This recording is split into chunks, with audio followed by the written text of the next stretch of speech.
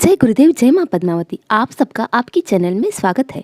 दोस्तों, भजन कीर्तन या जोर जोर से प्रभु के नाम का जाप आपने अक्सर सुना होगा और किया भी होगा, लेकिन साल में एक दिन ऐसा भी आता है जब शांत रहकर यानी मौन रहकर प्रभु के नाम का स्मरण किया जाता है और इसी दिन को मौनी अमावस्या के नाम से जानते हैं। आखिर मौन ही क्यों रहा जाता है और मौन रहकर कैसे पूजा की जाती है, आइए जानते हैं। सनातन धर्म में हर महीने ही नहीं, हर दिन का कोई न कोई धार्मिक और आध्यात्मिक महत्व ज़रूर होता है।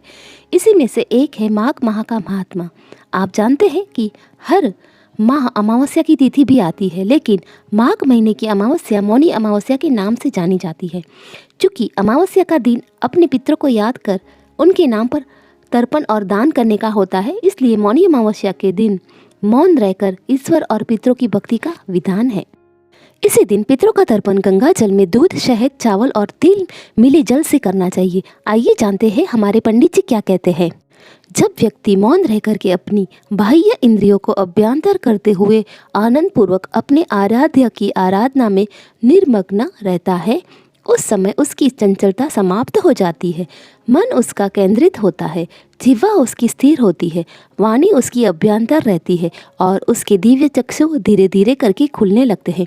ऐसी स्थिति में व्यक्ति जब मनसा वाचा कर्मणः अपने ब्रह्म का, अपने आराध्य का आराधन करता है, उस दिन को मौनी अमावस्या कहा जाता है।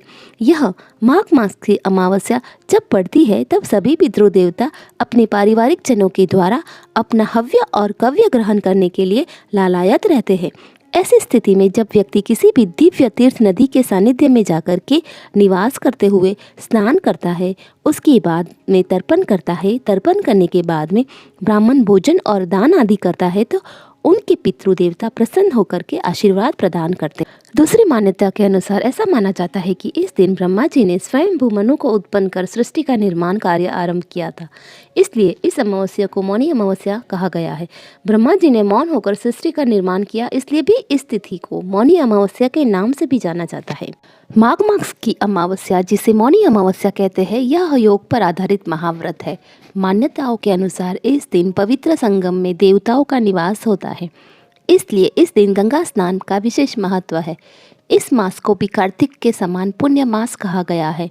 गंगा तट पर इसी कारण भक्तजन एक मास तक कुटी बनाकर गंगा स्नान व ध्यान करते हैं। संगम में स्नान के संदर्भ में एक अन्य कथा का भी उल्लेख आता है, वह है सागर मंथन की कथा।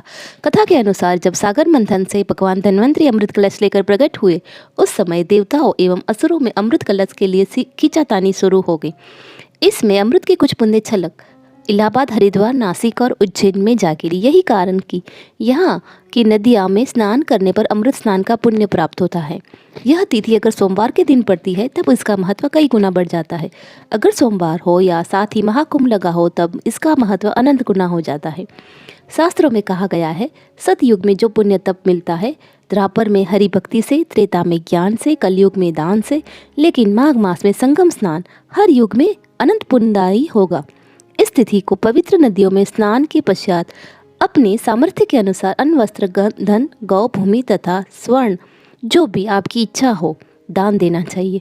इस दिन तिल दान भी उत्तम कहा गया है। इस तिथि को मौनी अमावस्या के नाम से भी जाना जाता है, अर्थात मौन अमावस्या। चूँकि इस व्रत पे व्रत करने वाले को पूरे दिन मौन व्रत का पालन करना होता है, इसलिए यह योग पर आधारित व्रत कहलाता है। शास्त्रों में वर्णित ये है कि होठों से ईश्वर का जाप करने से जितना पुण्य मिलता है, उससे कई गुना अधिक पुण्य मन का फेर कर हरि का नाम लेने से मिलता है। इसी तिथि को संतों की भांति चुप रहे तो उत्तम है। अगर संभव नहीं हो तो अपने मुख से कोई भी कटु शब्द न निकाले। इस तिथि को भगवान विष्णु और शिव जी दोनों की पूजा का विधान है।